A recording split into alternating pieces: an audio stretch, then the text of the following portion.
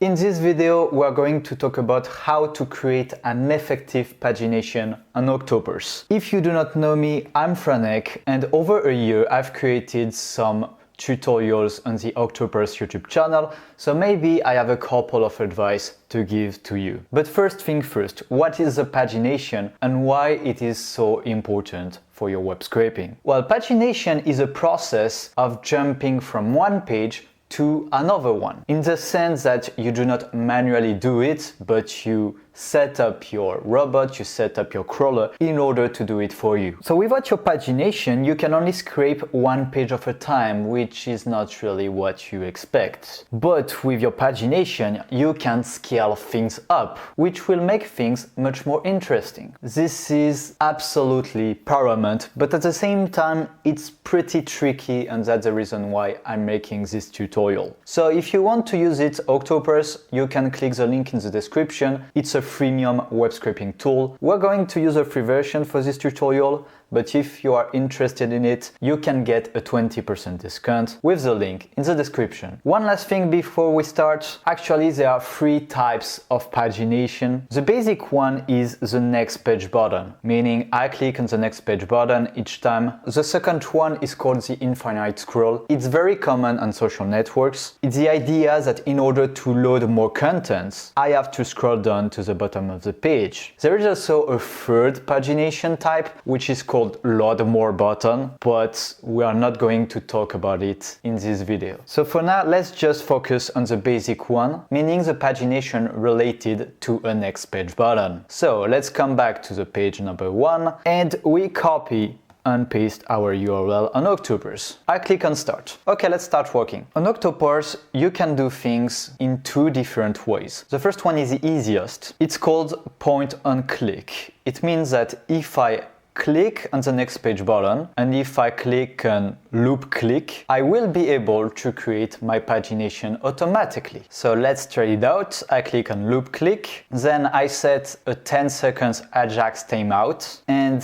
if I take a look at my workflow, something has been created. So how can I check if everything works fine? Really simple. First, I verify what is the current page. The current page is number 2, and I make one more try. Let's check it out one last time. If I click on pagination, I should be able to select the next page button, which is the case. And if I click on click to paginate, I should be able to go to the next page. So if we are on the page number 3, it means that the pagination is valid. We are on the page number 3, so everything works fine. Might I also suggest to add some timeout within your pagination to make things more smooth. So I click on my pagination, within the options I click on wait before action and set up a 1 second timeout. Same thing for click to paginate. So see, load with Ajax 10 seconds, we don't touch that part, but wait before action 1 second and boom, that's it. Please note that in some cases your pagination might not work. So in that case, what you should do to solve this problem, to solve this issue? Well, it's very likely you have to use XPath. So I've already made an XPath video if you want to check it out, but to give you a quick definition, an XPath helps you to precisely target an element within an HTML page. So with an XPath, we can specifically identify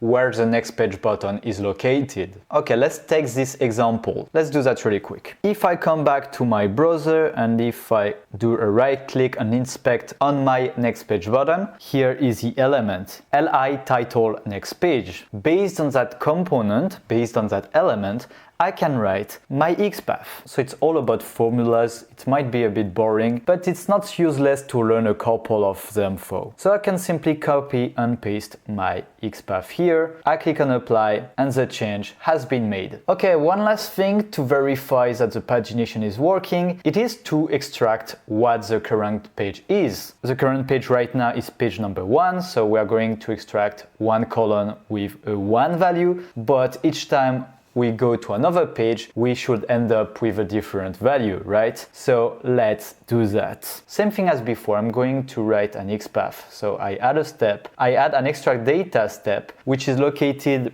between the click to paginate element and the pagination, very important. And to add a specific column, I click on Add Custom Field, capture data on the page. I can call that field current page, and I write an absolute XPath. If I take a look at the current page, you can see that there is, how can we call that? There is a distinctive value, which is pagination item active. So the XPath should look something like this. //li contains pagination with allow RP item active. Boom. It's a valid XPath, so I copy and paste it. Confirm, and voila. All that remains to do is to click on run and start ad mode. Let's see if things are working. As you can see, things are not working really well. So maybe it's all about a timeout. If I add like a 1 second timeout on my extract data step, will that be enough? We will see. Now it is working. This is the end of the video. I hope you have enjoyed it. If it's the case, you can subscribe. And if you want to use Octoparse, you can click the link in the description. There is nothing else to see. Bye.